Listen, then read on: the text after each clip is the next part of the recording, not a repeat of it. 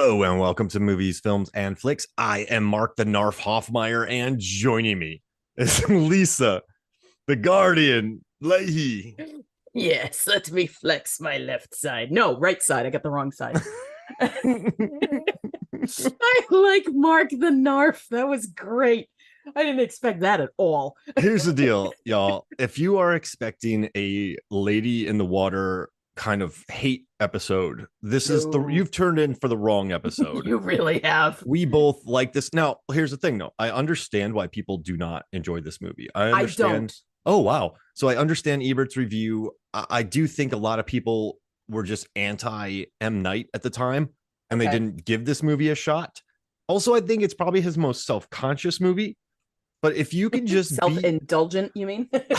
See, well, I want to talk about that, but I think for me, the thing that doesn't work is the self-consciousness of this. But I think if you're able just to become a baby and watch this with a child mind, curl up on the couch with milk in your mustache, and a thumb in your mouth, and just lay on the couch and watch this movie and just live in the world. This is not our world. Like Ted Lasso does not take place in our world. It takes place in Ted Lasso. Wait, what is it?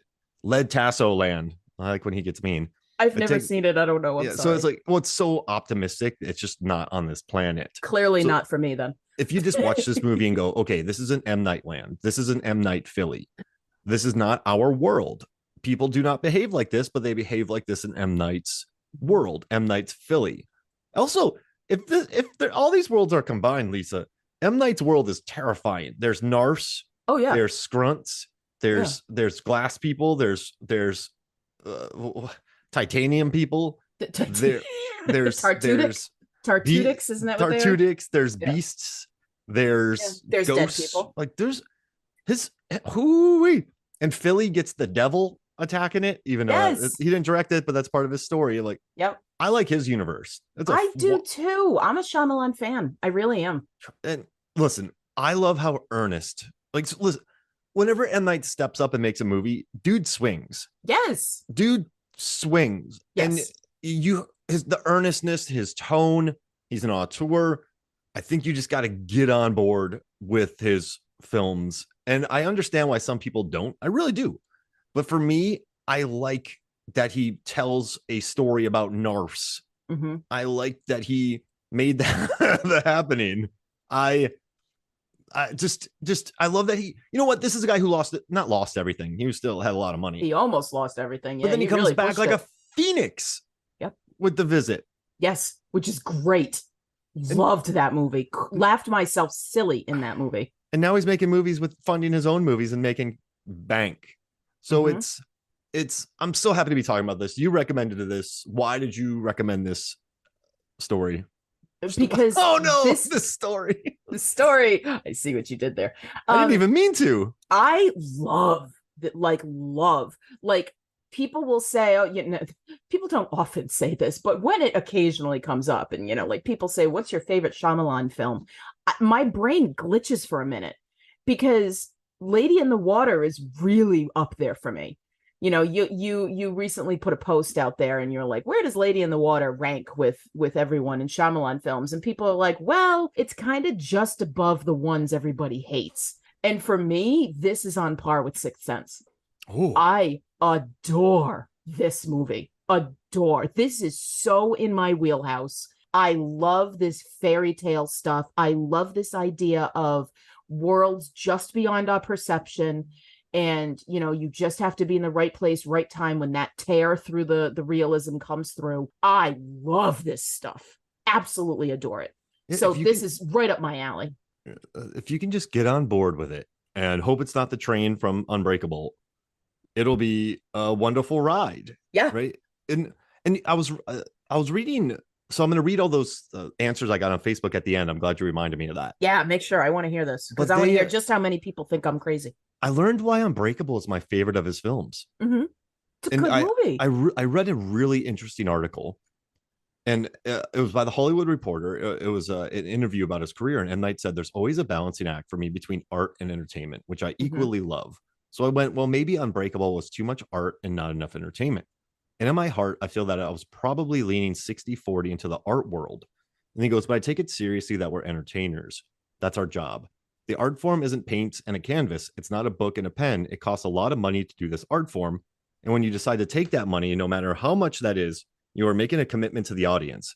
And so Signs, when he made Signs, he was like, don't take the money unless you're having fun and being entertaining. But I love Unbreakable because it's 60% art. It's an art film. Like it's not a superhero. It's so beautiful with Mr. Glass and Bruce Willis and why the two opposite ends and the momentum and the weightlifting and the orange jumpsuit man and the fear and the danger in that world.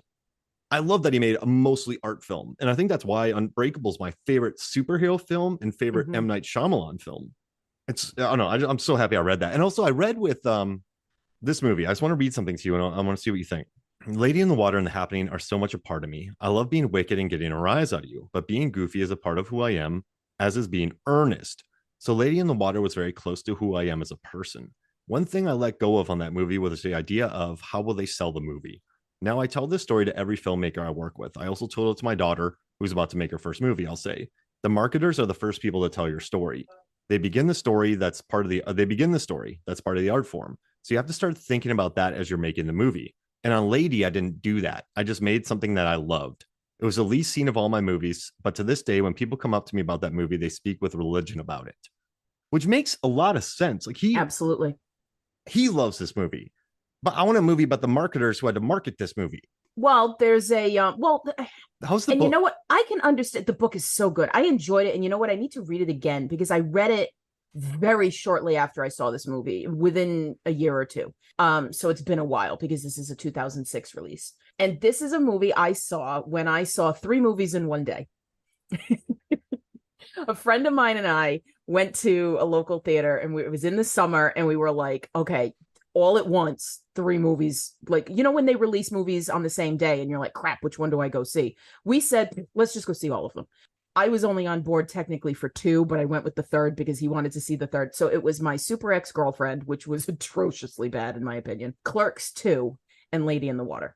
And that essentially is the order in which I enjoyed them. But we went and saw 3 movies that day. We paid for 2 of them. We kind of zipped our way into the third one.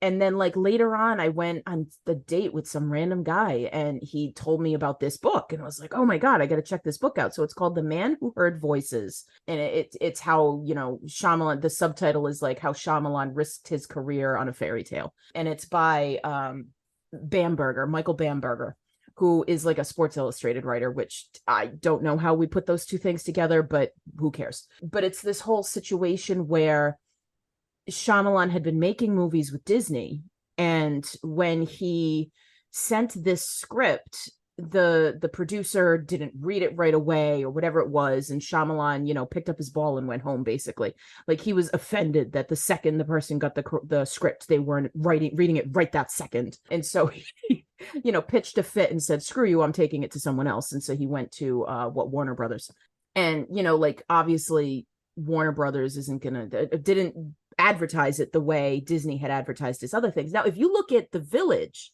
for example, terrible marketing, awful, absolutely, that marketing ruined that movie. And I still contend that the marketing is the reason people hate that movie, because I think that people, and I'm going to say it in general, so no, I'm not specifically talking to you, person listening who hates this movie, who is going to do the yeah but at me, but I think the general movie going public went into The Village expecting a horror movie. It's not a horror movie, and people couldn't adjust, right? They couldn't pivot.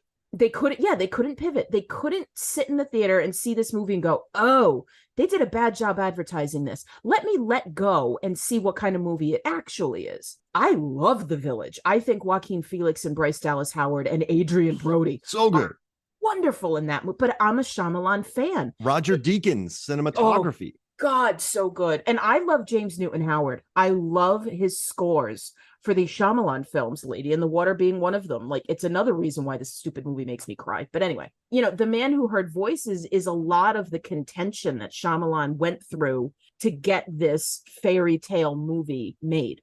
And a lot of people who didn't like The Village but stuck around for Lady in the Water, this broke a lot of people on Shyamalan, because heads up, there is no twist. Like, this is the guy who makes movies with twists, and this one doesn't have one. And apparently people think that's why other people don't like it. I don't know. I'm interested to hear from you why people don't like this film, because I just think it's such a wonder. And maybe it's because I like fiction so much. My tattoo says allergic to reality, compelled by fiction. So the idea that some Eastern, bedtime story turns out to be true is like, ugh, I love it. Is it silly? Of course it is. But so's Alice in Wonderland. So's American Gods. So's however many fantasies. So's every Marvel movie. Thank you very much. I mean, they're all silly. It's just a matter of what we love to believe in. His stuff is so earnest, and I think sometimes we're in a world of cynicism, and cynicism was floating. He was there was nothing but cynicism for this man for many years, and I was at the point where I remember I wrote a post well before the visit came out. I'm not patting myself on the back, but I'm like, he needs to go back to low budget, and he did, and now he's huge. Yeah, I think he made this $70 million movie for himself.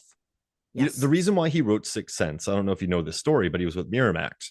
So they owned his directing, but they didn't own his scripts because of an error from their legal department. So he said, I'll write the best screenplay ever and try to get out of here. So I sat down and looked at Jaws, Alien, Exorcist, and Poltergeist posters on my wall and said, I'll just write one of these. I love those. I'll write one of these. So I went into genre and suspense for the very first time, and everything just clicked. I was having so much fun. I had unlimited ideas.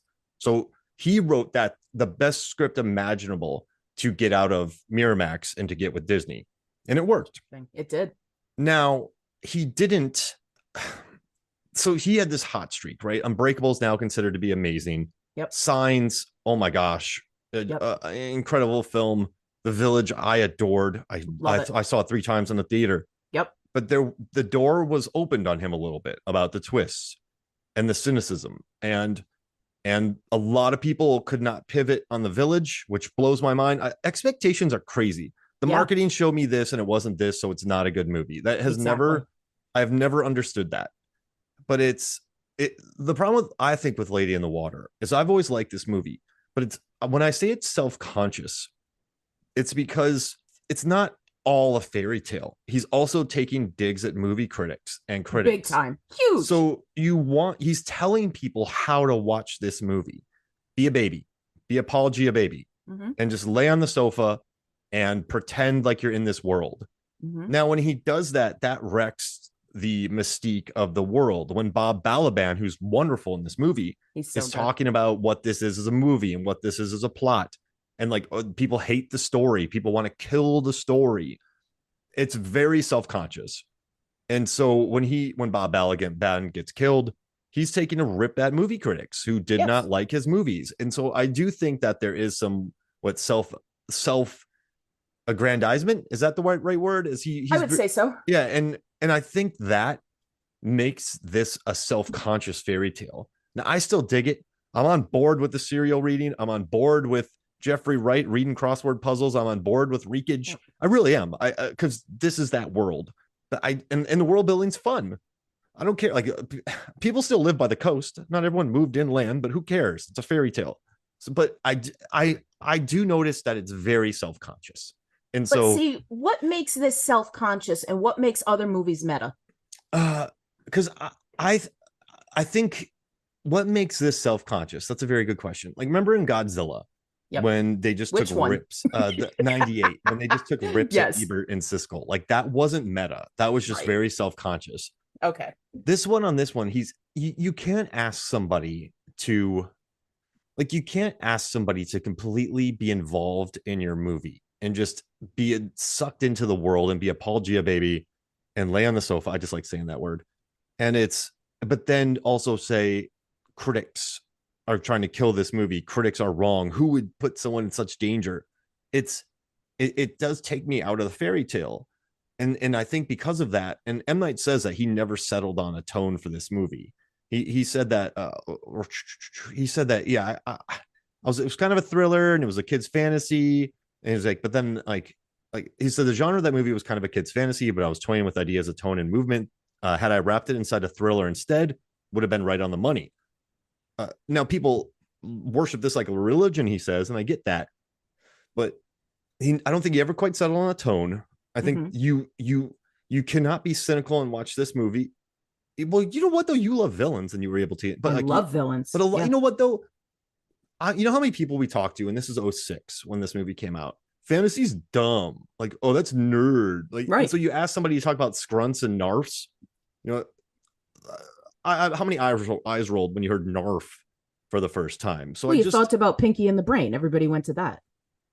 Well, it's the sound Pinky makes. Oh, really? Oh, Narf. That's fun. Yeah, you don't remember that? From Animaniacs.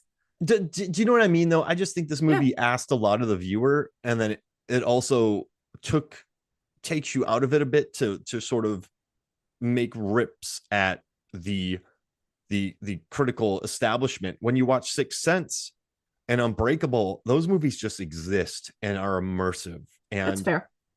So I don't think this movie is balanced as well as the others, and I feel a little bit of self-consciousness. And also blank check movies, like look at Damien Chazelle and Balaban. Look at Silence. I like those movies, but who's gonna Silence was like 100 mil. Yeah. You're not gonna recoup that money, Lisa. Like, it's an awesome movie, but you're not gonna recoup that money. Not coming back. Flush it down the toilet. The Master, right? You give 40 million for that. That's not coming back. Right. So this was one of his blank check movies that they're historically non-money makers. They're the reason they're made is because they're earned. Like there was that Noah's Ark movie with Steve Carell, Evan Almighty. Oh my God, that's right. Yes. Blank check movie. So I think there's a lot of danger in this movie. And I think that's what created the uneven results. And plus the door was already kicked in from the village. Mm-hmm. And it just sort of led to sort of a whole lot of negativity towards it. That I'm not talking for me. I just like figuring out why other people hate things. That's why I'm a researcher. Yeah, so makes sense. That's the best reason I can give you as to why this movie is just reviled. Yeah.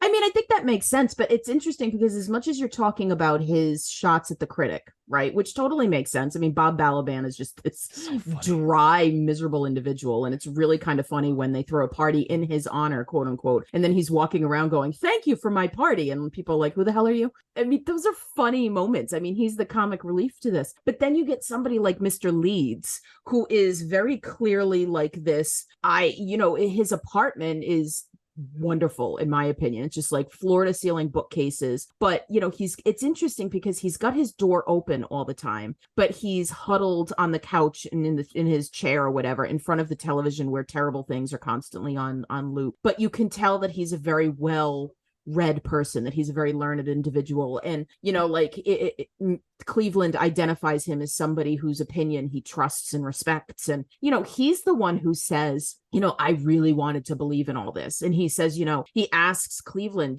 do you think man is worth saving? And this is a guy who's lived through a lot. He's been here forever. He's read all of the dark and dusties and all of the terrible things, and yet there's still hope. And I think that's a little bit of what this movie is about, and I think there's a lot of belief in those things that when we were kids we blindly believed in, this idea of faith, right? Whether it's religious faith or belief in fairy tales. I mean, you want to talk about scary crap. Disney has, I mean, I think it's funny because you've almost got Shyamalan poking a little at Disney saying, all right, you want to talk about fairy tales? This is what fairy tales actually are. These horrible, deformed creatures in the grass and in the trees. Like, that's what fairy tales really are. They're not, beasts that are somehow weirdly handsome in their cartoon form. That's weird. But I think what's cool about this movie is the charm of this apartment building, this cove, how everybody knows what it's like to live around a bunch of weird people, and everybody is weirder than the next. Which means so are you. You are somehow part of this weird community, and people think you're weird too.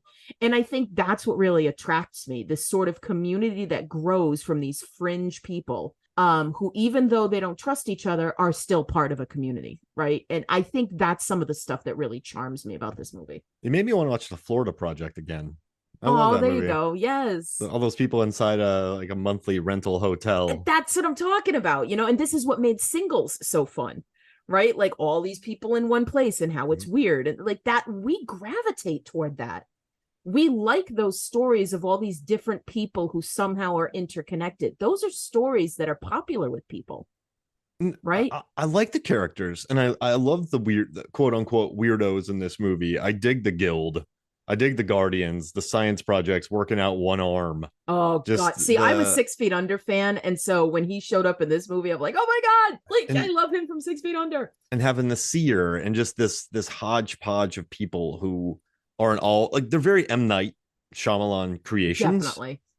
but they're still like it work. Listen, the tone in this movie works. I believe so. Like it is a movie that works for I me. agree. I love it. Like I don't know if I cry watching it, but I can put aside everything and just enjoy his movies. Because I mean, listen, one thing I admire most about M. Night is the performances he gets out of his actors.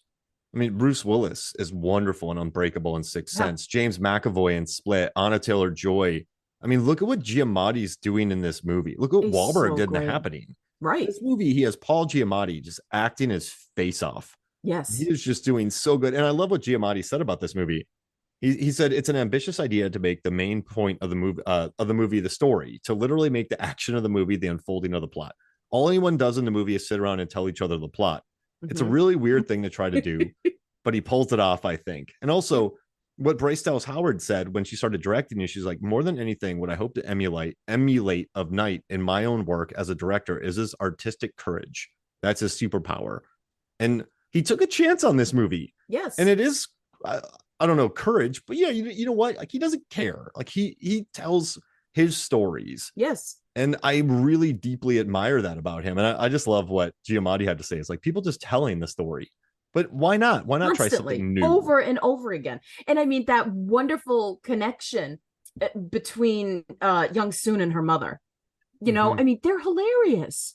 You know, I love that Mrs. Troy doesn't trust him. You know, like you're this man, you're this stranger. Like she won't let him in their apartment. Or like I just think that's so wonderful and charming. I don't know. I have I totally see what you're getting at, and I appreciate you explaining to me like what it is people don't like. And yeah, is the movie perfect? No, but I love the hell out of it. I just every moment is just so wonderful to me. You know, like these goofy realizations when everybody's wrong. I love that, you know, I do like the self-awareness of it. I do like some literary study 101 now and then. You know, like you have these moments where he goes to Bob Balaban's character, whose name I can't remember. What the hell is he? Farber. You know, and he's like, oh, okay, so how do I identify these people? He's like, well, the symbol person is going to be simple, you know, and it's like, oh, okay, ironic, you know, like what's the definition of irony? The person who's going to deal with the most complex context is going to be the simplest person to find. Oh, okay. And, you know, like the guild, any group seen together. But he talks about how it's a kind of Chekhov's gun, right? Like he says these humans don't know who they are, but they've appeared earlier in the story. And so if you go back and you watch this film, keeping that in mind, Shyamalan does all of it. He sets you up, he gives you all of the characters right up front, but he also gives you a couple of MacGuffins along the way. He makes sure that both you and the people in the film make mistakes identifying who is whom. You know, it's funny, it's silly, it's saccharine, but it's a kid's movie. You know, it's a kid's story. And I find it just, I don't know. I gush about this movie because I just think it's so sweet. And I love this kind of story because we don't get enough of this earnest belief in other worlds kind of story anymore. You know, it doesn't come around the way it used to. That's a great point. He does set everything up. And I do love the world. And you know the Narf and the Scrunts. And they read you the story in the beginning to sort of tell you what's going on, but also I think there's enough twists and turns in this movie where you put everyone together, but it's not the people. Then you have the shower scene, and then they have to get the right people, and then you get the new person, and then there's an eagle. And I think sometimes this is a wonderful story, but if I had to explain this verbatim to somebody, I would get lost. Just because, but that's why I think like look at the Super Mario Brothers movie that came out this year. I admire it because it's so simple and it made 1.3 billion. Like look at Mad Max Fury Road. They drive there and back. Like there's more to it. It's true. I think there's a way to like Mission Impossible. I've noticed with Tom Cruise, Top Gun Maverick, they explain the mission for half the movie, then they go on the mission. So I just think that there are movies that the wildly successful movies nowadays, maybe sans Barbie, because that one has some themes to it. But I haven't seen it yet. I think behind. I like it a lot, and that's a movie that's polarizing. Like everybody out there either loves it or like is dumping on it. And I'm it like, doesn't you hate are on men, guys. it's like let people like things. I mean, Yeah. it's funny because some of the best memes I'm seeing online are like, oh, all these guys making fun of people showing up to see Barbie wearing all pink. And then it's like guys at Comic-Cons. It's like, yeah, we all dress up like stupid things because we enjoy it. Let people enjoy things. Why do we have to dump on things that people enjoy? I hate Will Ferrell. You like him? Great. God bless. You can watch my versions of him. Like, let people enjoy things. We have so much stuff where it's about dumping on people. And it does Stop not hate dumping men. on this movie. It does not hate men. And Lady in the Water does not hate stories. Right. I love the literacy. I love the criticism stuff. Like that means it does get meta. And it does get meta. Bit.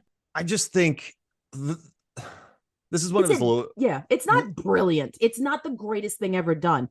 But a lot of us have movies that are definitely not the greatest thing ever done that we love, that we just sit there and like throw ourselves into a film and we just love it.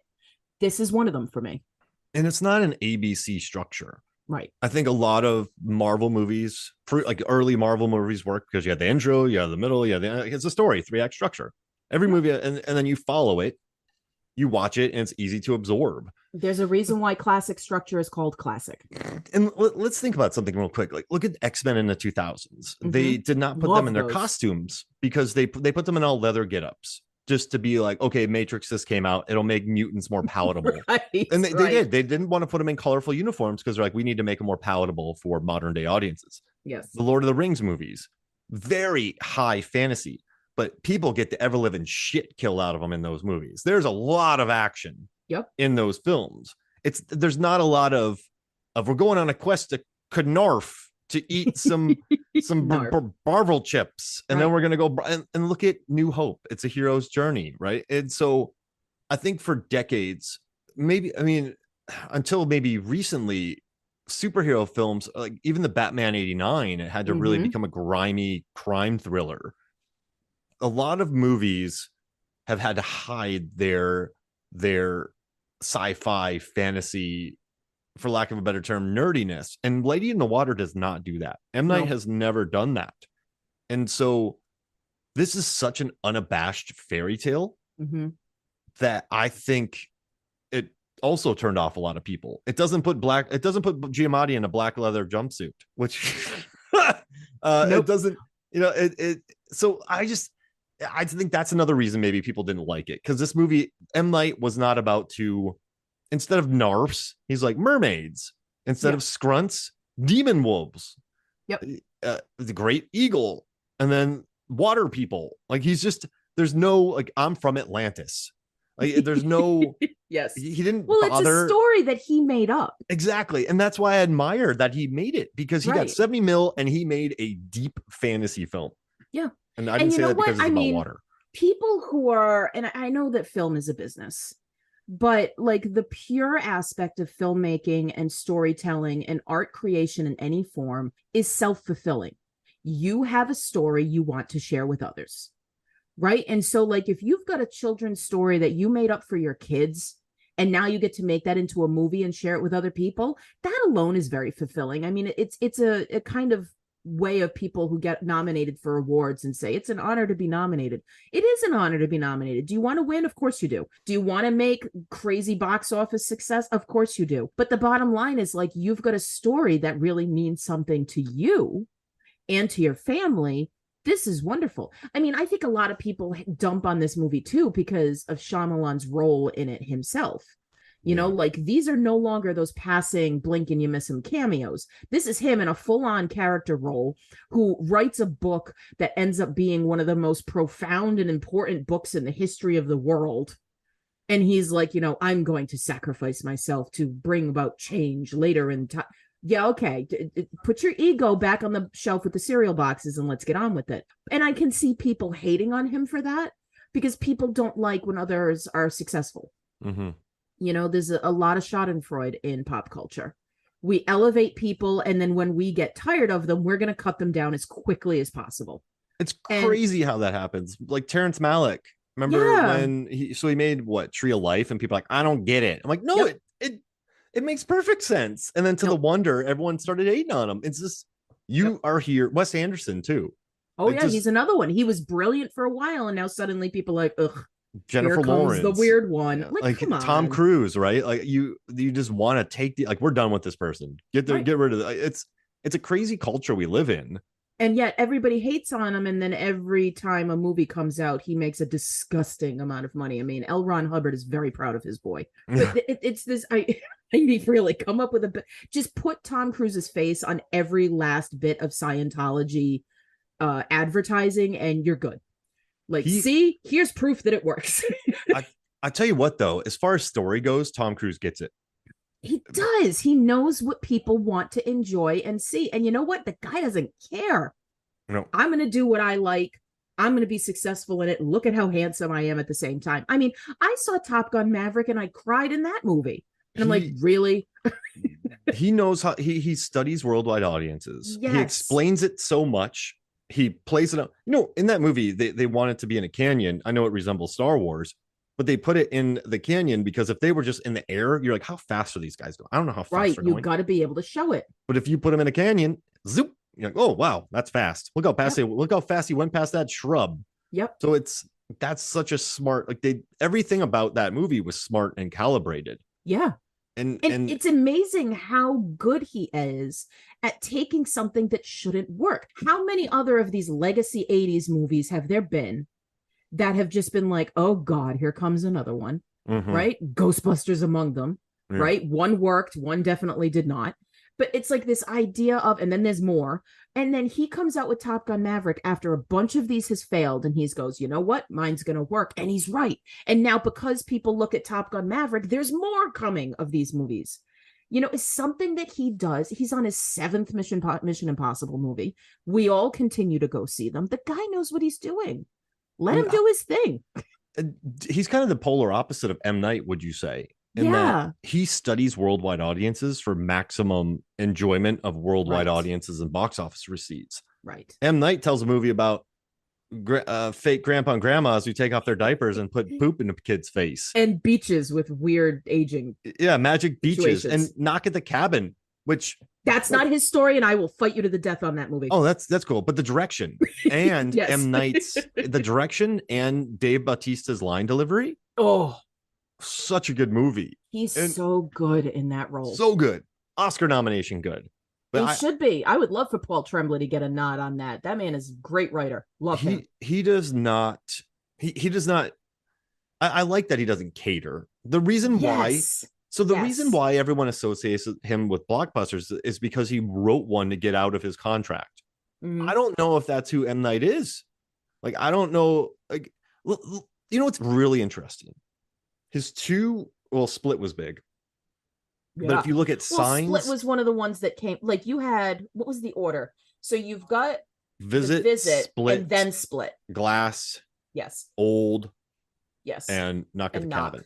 Right. Yeah. And then he's got that TV show on Apple that's kind of a little bit here and a little bit there. I hear it's good. I like Toby Kebbell, but I liked the beginning of it, but apparently it's kind of gone weirdly off the rails. I stopped watching it, so... His 2 most popular movies, though, Sixth Sense and Signs, came after, like, he needed to get out of his contract, so he wrote Sixth Sense. So he wrote a really big mainstream thing. And then after Unbreakable, he realized he was there for the audience, so he wrote a very mainstream movie called Signs. And those are his 2 biggest movies, but those are when he's kind of... that's when he has it in his back pocket to kind of get out of jail. He can write these giant crowd pleasers. But to me, he seems more of like a Unbreakable, A Lady in the Water, A Happening, a Visit, like this cheeky sense of humor. Yes. More artistic. Like, you know, it's holy crap. The Visit was just a $5 million found footage film that just plays with kids going to their grandparents. Like, it's not, and it's more of a thriller. So he's like, I got to get out of jail. So he went and wrote this for $5 million and got out of jail. And then he wrote Split, which has a lot more to deal with, like, he saves the damaged, and like he's out to, like, the beast isn't going to hurt someone who's damaged, and like it's he builds up this cash, and then he's like, I'm going to go M. Night. I build up cash, I'm going to go M. Night. And it's a fun pattern that he's been throughout his career. But I mean, the one thing I do admire, and I'm just going to say it again, and we got to talk about Giamatti as Cleveland Heap. I mean, Yeah, we this have to guy, actually talk about this movie at some yeah, point too. I'm with you. I mean, this guy carries the movie. Oh, very much. He does. He carries the movie, You and love him. You cannot help but love him in this movie. he's just such like I don't know. I love it, and like I think just when he's in situations where people are like he's hearing God through a crossword puzzle, Yes. and he's acting like a baby, or he has his stutter, or Yep. he's talking to Story when she's in the shower. Mm-hmm. Yeah, like he's just that like this is his movie. It was pretty cool that he got to headline a $70 million film Mm-hmm. and do that. And maybe you can tell what actors do it. Like Mark Wahlberg did Happening because he got to play a science teacher. He's like, I'll Right. never ever be able to play a science teacher again. It's So I'm going so to do this. right. And here he was headlining a $70 million film. But I mean, what do you like? Who are your favorite performances in this? Like, are there characters you Oh dig? Did you like Bryce Dallas Howard God. in this? Like, what makes this work for you? I like her, but she doesn't do a whole hell of a lot. I love her in The Village. She kind of just like acts with her eyes all of the time because she acts with her eyes in The Village, ironically, as a blind woman. And then she acts with her eyes here too, because she's this being in a world where she doesn't belong. She talks about how the others call her clumsy and how she doesn't have courage. And there's that line from Harry Potter, this whole idea that like the best leaders are the ones who don't want the role. And that whole thing kind of comes into it. So she's more important than, but she fits in with everybody there. This idea that human beings have a purpose, and she actually says it, Story says it. Human beings have a purpose. We all are looking for like purpose in the world, like why am I here, what am I doing? And this concept of we have impact on everybody no matter how small, right? So I don't know, I like her, but it doesn't hinge on her. It definitely hinges on Giamatti. And he's this, at first we dismiss him too, right? He's this bumbling building superintendent. He's given a stutter, which is something else that people dismiss, right? Like we take people who stutter and we dismiss them as being ineloquent. They kind of get into their own shell. When frankly, when I stutter, it's because my brain is going faster than my mouth can keep up. And I've spoken with people who have stutters and I've expressed that to them and they go, that kind of feels right. I had a student who had a stutter and he had so much courage because he would get up and he would tell his stuff and we would wait because we knew he had something important to say. But people who have stutters, especially as kids, are quieted because people don't have the patience to wait for what they have to say. People are always waiting for their turn to talk. Mm-hmm. And I think that Giamatti's character, Cleveland Heap, having this stutter, and then gradually we find out that he has a history that society would much more elevate him for. Right? So it's kind of like, see these underdogs that you're dismissing? See Reggie in the stairwell that you guys just think is weird because he's working out one side? See this crazy group of women who are afraid of a bug under the sink? They're far more important than you're giving them credit for. And I like that. I think that's another thing I like about this movie. I root for the underdog. Everybody loves Rocky. This is, and yes, I am. I'm comparing Lady in the Water to Rocky. You can hate me all you want and yell at your speakers all you want. But the idea of these are people who are dismissed by society.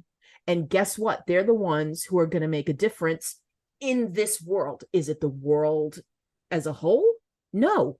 But most of the differences that we make every day aren't. I don't know. Maybe I'm too Pollyanna about the whole thing, but I like this stuff.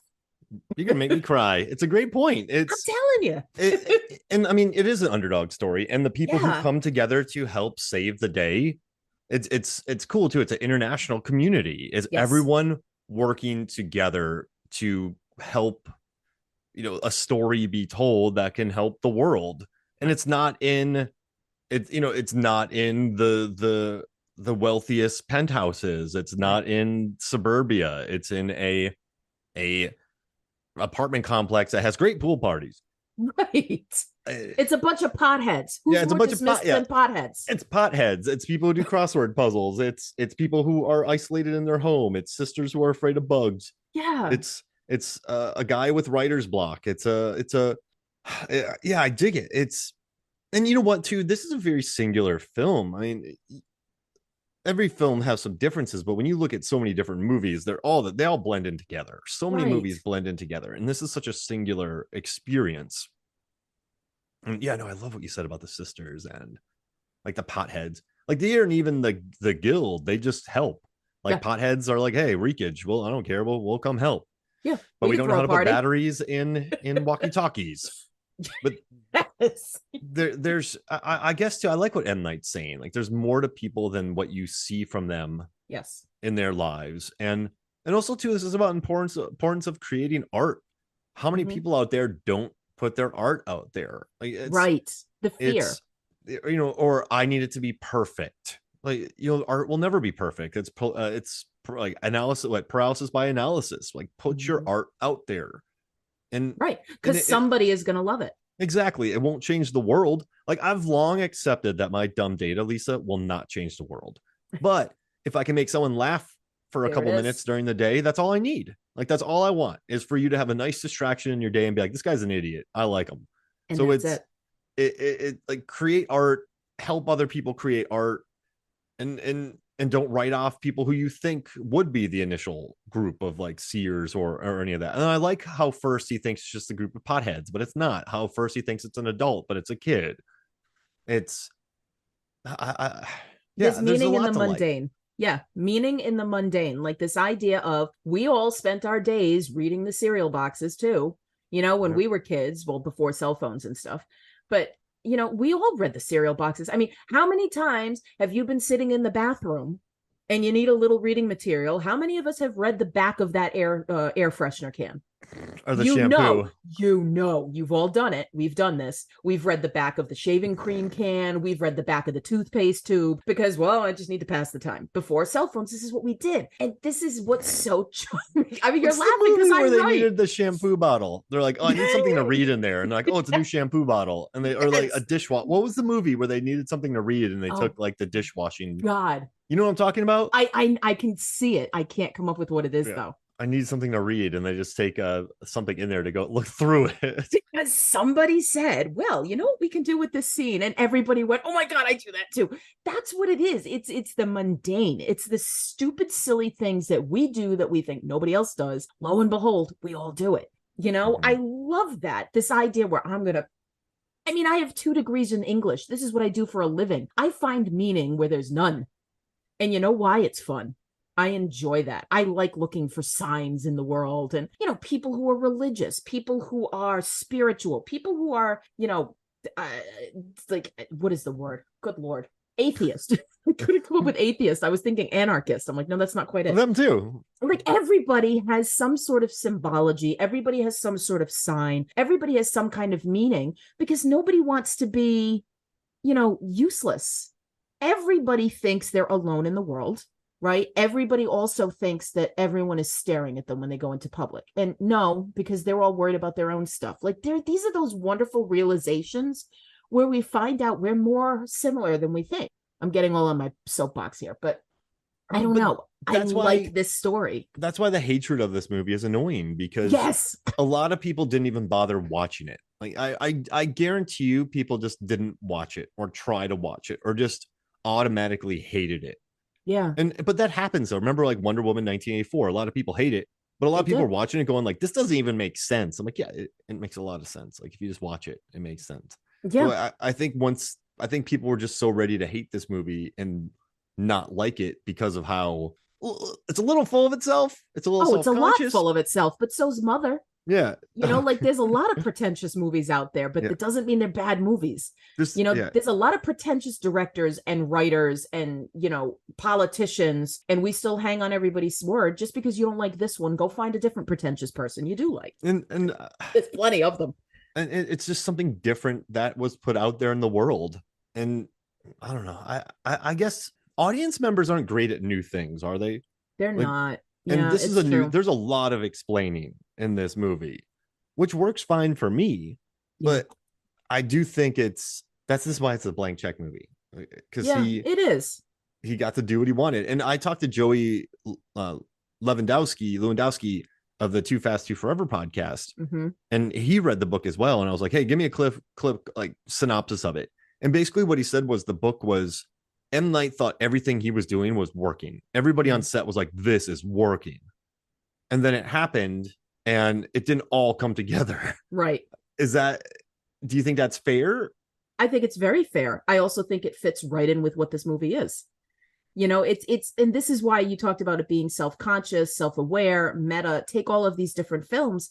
I think what's so interesting about this is M. Night Shyamalan is a narratologist. He's somebody who loves studying and writing and embedding himself in stories, both literally and figuratively, right? Like in this is a story about storytelling. This is a story about a woman named Story. It's almost self-conscious to the point of it being exhausting, which a lot of people are exhausted by it. But you've got Chekhov's gun in 14 different ways in this movie because you're shown all of the information right up front. And I do like that he's poking at the viewer because his movies have those clues. The foreshadowing is there. It's you watch The Sixth Sense the first time, and then when you go back, you go, oh, I see this. Oh, I see that. Oh, I see the doorknob. Like all those things. And we revere him for it. But then when he points it out up front here, we revile him. And it's odd. Like, I think people just got tired and then the bright and shiny wore off. And because he very deliberately didn't give them a trick ending, they were pissed. It's just... People can't get over that. No. No. And I do. One thing that kind of hurts me about this movie is it cost $70 million to make. This does not look like a $70 million movie in 2006. So I'm wondering where the budget went because the set. Yeah, maybe the set, but also he didn't pay his actors. Yeah. There are a lot of very low, not caliber, but like, Giamatti got $1 million for it. Yeah, I mean, like worker. These are a lot of just stage or coming up actors. And I think, does his budget come from he's so meticulous that the days are so long that they stretch into probably?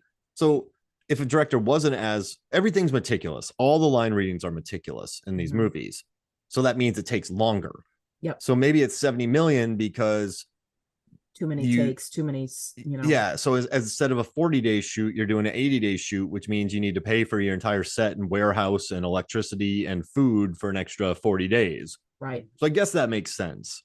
But this is a big 70 million for this. I don't know. Yeah. It's crazy. It doesn't have the bright and shiny that you expect. It's a dingy apartment building. It's, like a bunch of riffraff kind of people in this place. But I don't know. I think that is also designed. I like that though. I like that. I like that I like how he breathes oxygen. He gets some air when he's in the pool. I like the trinket she took and he uses to get air from that. I like the very Little Mermaid. Very much. I think people don't like that. They're like, oh, I see what you did there. You stole this from somebody else. Yeah, we all do that. Get over it. Yeah. Like people who, I think it's a very slippery slope to complain about how movies are similar to other movies because every movie is similar to another movie. Yes. And I think people are very selective. Yeah. When they compare a movie to another movie. Also, I think comparing movies to another movie isn't the best form. Sometimes it's because what if someone hasn't watched those movies you're comparing it to? That's true. Like, it's kind of tough. So like with The Little Mermaid, forbidden romance, like with that. And like this doesn't have a core romance either, this movie. No, it doesn't. I like that. Yeah, no, the I do suggestion too. of it. I like that they keep putting that in there. Like, how many different times is it? Oh crap, she's too young. Oh God, she's just wearing a shirt. Why don't I know character names today? And like Anna too. Remember Anna? Like they don't try to pair her up with Cleveland. No, they like no. I like that. Just yeah. I mean, she whispers to Vic about Mr. Heap's a player. Like these wonderful lines, and I love this because he could be a creep. He's the superintendent of a building and, he's this older single guy. Well, he's not even that old. I mean, he can't be more than 40 something in this movie, character. Yeah. But he's got the Philly, and he also has the mileage that his body's gone through with all of what he's gone through. Right. And just, his Philly miles. His Philly miles. I like that. That's a hashtag right there. Sorry, Philly. this idea of, everyday people who are dismissed on the street. There is no romance. Doesn't have to be. The fairy tale isn't about that. The fairy tale is about getting her back to where she needs to be before she's devoured by this grass monster. It's really all it is. Yeah. Yeah. And what's interesting? It's a very high level, not high level. What's the word? Yeah. High level breakdown. It's a very high concept movie that is not at all. Yes. So it's just a mermaid has to get a message to somebody and get home. Yeah. But it's not. So I think he's the king of that, though. Like, you have a superhero origin story, or you have a ghost story, but then he takes like high concept ideas and does not make them high concept at all.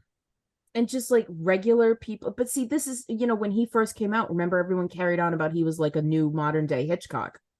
After one movie. Well, he leaned into that too. You watch Signs, right? Like, you think of that scene where the thing is in the closet in the pantry, and like Mel Gibson is using the butcher knife reflection to kind of see it and not really see it. And, people looked at his cameos and went, well, that's very Hitchcockian. And yeah, great. And so then you get a guy who leans into it and people condemn him for it. Well, what are you going to do then?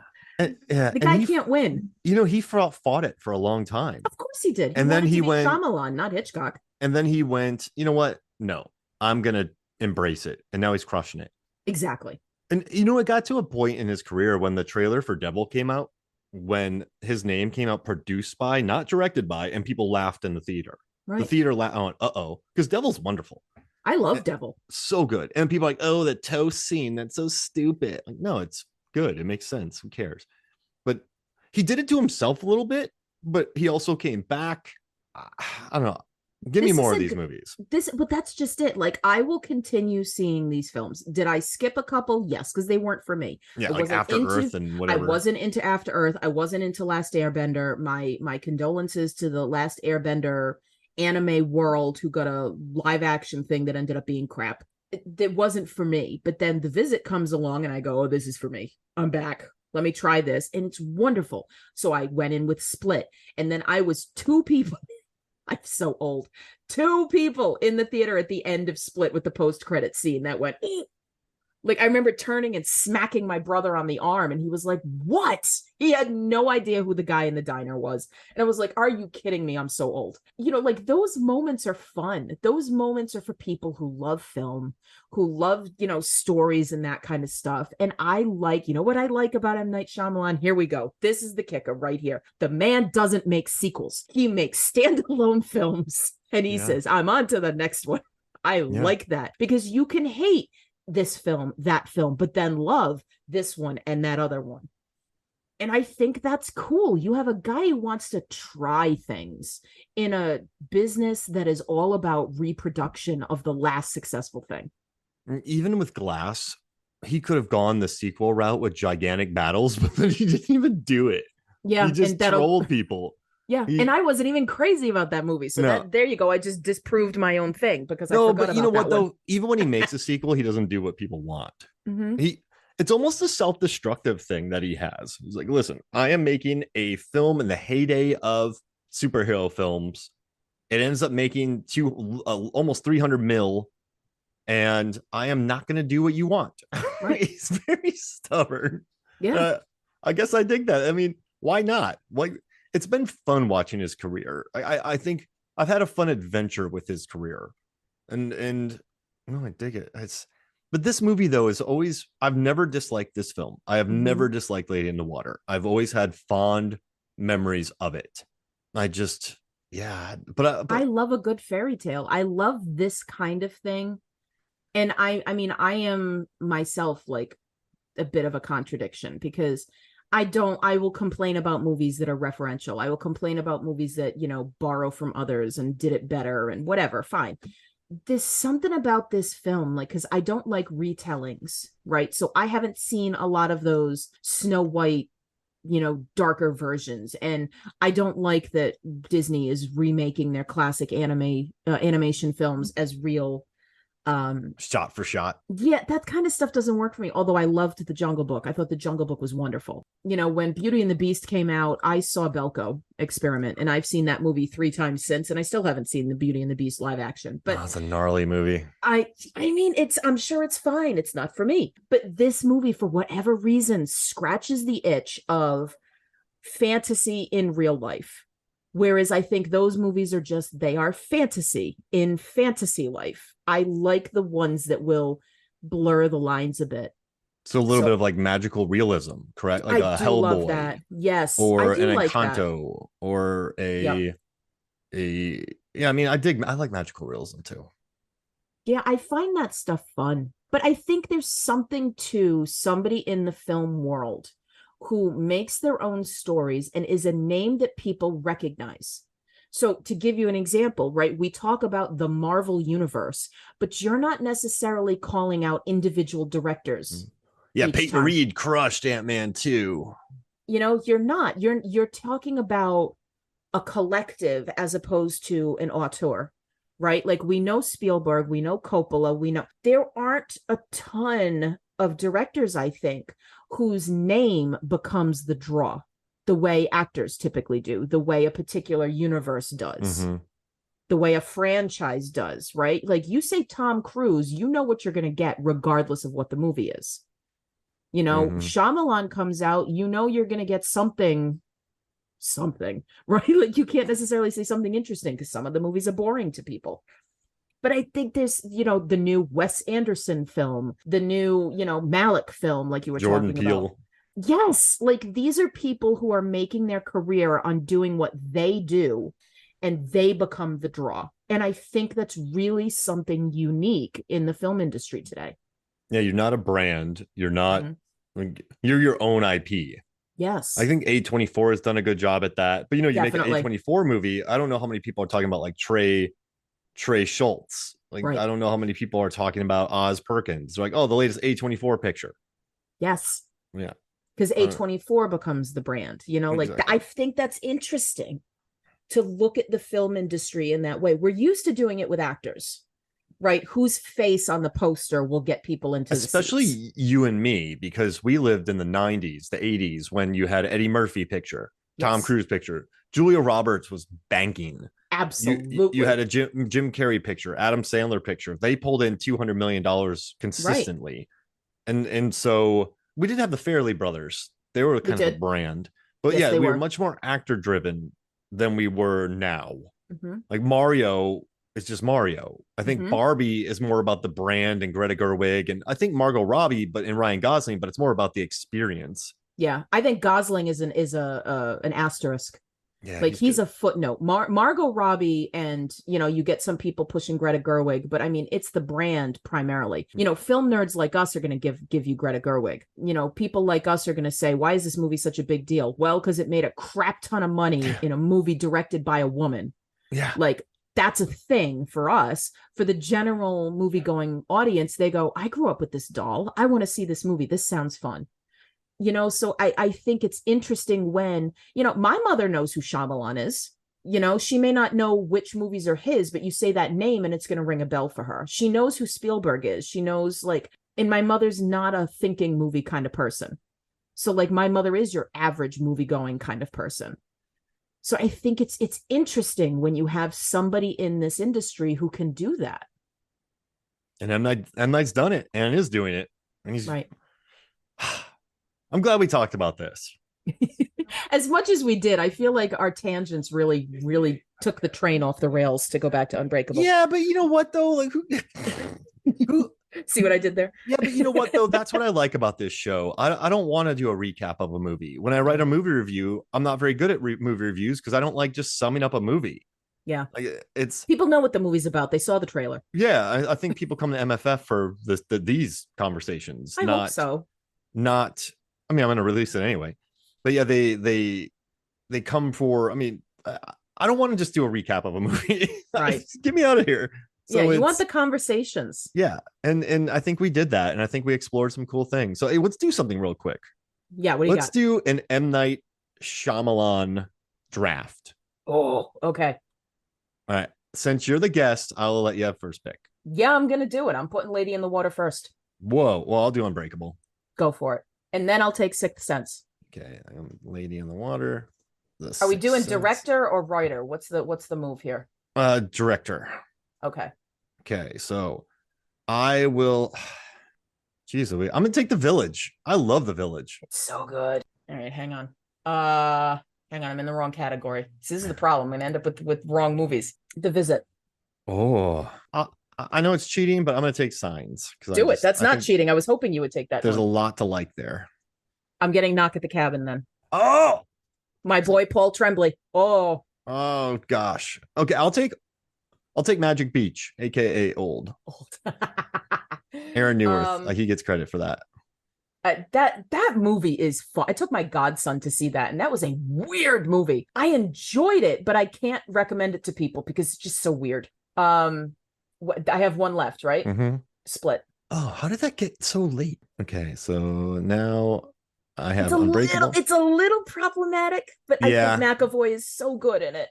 People are like, no, it's a lot problematic. I think he's wonderful. Oh, I'm gonna take The Happening. Do it. And then I'm going to read what people on Movies, Films, and Flicks Facebook said about M. Night Shyamalan movies. So I'm going to read those out. Fun post. I was looking at this going, people are going to hate me. Yeah, we got a lot of people commenting on this too, which makes me very happy. So I'm going to pull up all comments. Right. And that proves my point. People know who Shyamalan is, and they can come up with his movies like this. Aaron Newirth, his favorite M. Night Shyamalan movie, Sixth Sense. Mm-hmm. His favorite moment is the alien walking caught on home video on Signs. So good. And he ranks this movie between 13th and 15th. Neil Mitchell loves Unbreakable, and he loves Swing Away from Signs, and it's in the middle of the list. Allie Maxwell loves The Village. She loves the tinfoil hat scene in Signs. We're 3 for 3 on Signs, by the way. Really? Yeah. And then she put Lady in the Water is tied for The Happening for worst piece of garbage ever. See? Zanandi wrote, I have yet to see Unbreakable. So with that said, Split. Then she put Alien on Cam in Signs and Kid Rapping in The Visit. And it's in the bottom 3. Zanandi. Nathan LaHaye said Unbreakable, the entirety of James McAvoy's performance in Split. Yes. And he said solid mid-card, way above Airbender, The Happening, and Old. Okay. Buddy Deal said Unbreakable. The first time someone just randomly drives their car straight into a tree in The Happening is his favorite moment in The Happening, and really far down he puts this movie on his list. William Cook says Unbreakable, and then he put when the alien walks past the window and Joaquin reacts, and then he put meh in regards to this movie. Jesse Deal, he just refuses. Just meh. Jesse Deal wrote Unbreakable when the kid gets grabbed through the basement vent grate in Signs. Yes. And he also put meh 4th, 5th place, I suppose. Oh, Jesse, I thought you'd be on my side. And then Randy Brzoka put Unbreakable. The alien walks out in Signs of the Last Supper scene from Signs. And then he put above Glass and The Happening, but below The Village. An admirable miss. Miss. I agree with that ranking, actually. That's a very solid ranking for me. Yeah, that was good. And then Nate Withrow, Bubba Wheat, said Unbreakable, the weightlifting scene from Unbreakable, and just above The Happening at the bottom. And then I got Joey. I'm going to pull up his real quick. He sent me a message on Twitter, so I got to read his stuff. Absolutely. Joey Lewandowski of Too Fast, Too Forever. He said that it's The Sixth Sense. And then he put the reveal in Unbreakable. And then he said above only The Happening, but I really want to like Lady in the Water. And I even read the book about the making of. And and he put, I really need to revisit a lot of his. No pun intended on the visit. Yeah. And then he put, wait, no, I like Lady in the Water more than After Earth as well. So good. Yeah. It's not quite the bottom. Yeah. So that was fun. I got a lot of answers on that. And I enjoyed that. So that was cool. Hopefully not all of these people lose their voices screaming at the speakers when I gush about this movie, but I hope so. But see, here's the thing. I like this episode because we're not just giving it blind. We give it a lot of praise, but we also talked about why people didn't like it. We understand what there's not to like about it. Yep. So I think when you can understand a movie, understand its flaws, but you still admire it, that's totally fine. Right. Sometimes this blind love of people, you're like, why? Like, right. You don't question people like this. I like explaining it, and we did that. and I guess we're both teachers and we have English degrees and we like to See, read. That's what this is. And we're also wired to want to explore people's ideas about things. Like you can love what I have a friend who is all about comedies, and he's constantly telling me, he's like, oh, this is supposed to be great. And every time I tell him, like, I have absolutely no doubt it's not for me though. Yeah. For whatever reason, I am not somebody who looks for comedies. It's not my wheelhouse. Amy Poehler in her book, Yes, Please, had a comment where she talked about where she finally learned how to say, that's awesome for you, but it's not for me. And I think that's what film critics need to be. I think that's what our community needs to revel in. And I try to as much as I can, like not, oh my God, how have you not seen this movie? It's more like, oh my God, you get to see this movie for the first time. How cool is that? Make sure you tell me what you think. Yeah, and I just wish more people looked at movies in context. Yeah. As opposed to taking in their personal feelings into it. But whatever. But I mean, everybody's going to put their personal feeling into it. And just because somebody doesn't like something doesn't mean a movie is bad, because there are atrocious movies out there that we love. I tend to put Brain Scan on my MFF squads because I love that movie and it is awful. And I don't care. I'm a horror fan. I like bad movies. But yeah, some movies transcend bad and become beautiful. Become ridiculous. I don't know. I think it's fun. If we all liked the same thing, life would be really boring. Very boring. But yeah, you can like your own thing. It's totally cool because there's billions of us on the planet. And for me to be the arbiter of good taste is very narcissistic. And I'm not that. I still need somebody to explain to me why Prometheus isn't awful, because I don't get it. I want to do that episode. Oh, I have to watch it again. You're going to make me watch it again. Actually, that could be interesting, Mark, because every episode I've done with you has been a movie I loved. I like Prometheus, but I understand the flaws of it. But I think it's beautiful to look at. And after it was done, Megan and I went to, I don't know why, but we went to this place and we got margaritas and the guy kept giving us free Grand Marnier floaters. Ooh. And we just got pretty drunk talking about Prometheus for a couple hours. I don't do that with movies. So win, lose, or draw, or hate or dislike, it's a movie that got me talking about it for 2 hours. Yep. So that's why I appreciate it. And that was a movie before I gave up trailers. And so when I go back to that trailer, I get excited to see the movie. Even though I've seen the movie and I hate the movie, I watch the trailer and go, damn it, this is going to be a good movie. Oh, wait, I've already seen it and I hate it. I don't understand why people like it. I guess I've signed my own death warrant on this one. Listen, I don't want you doing anything you don't want. Like you dreading to do an episode. Okay, cool. It'll be fun to talk about, and maybe you'll change my mind, or maybe I'll continue to hate it the way I do some other films. So. I mean, maybe you'll just be a person who deals with monsters and just walk up to a monster and go, "Hey, sweet snake, how you doing, little snake?" God, that movie! My husband now, when we were dating, came with my brother and me to see this movie, and that abortion scene, I'm like, he's never gonna go out with me again. He was appalled by that scene in that movie. And I want to say I don't think the scene where Charlize Theron gets smushed is fair. I don't even remember that scene. Because there's a scene where she runs in a straight line and gets smashed when she could have just run to the side. But here's the thing. Game of Thrones. Zigzag. I have watched I've at bars and like I've watched so many altercations where people just freeze or like don't think in the situation. And like, yes, it's one thing to walk up to a dangerous animal and get murdered. It's another to be like, I would have run to the side. No, you would have pooped yourself. Yes. So, all right, we'll save this for Prometheus. Thank you for listening to our podcast on both Lady in the Water and Prometheus. Where can people find you?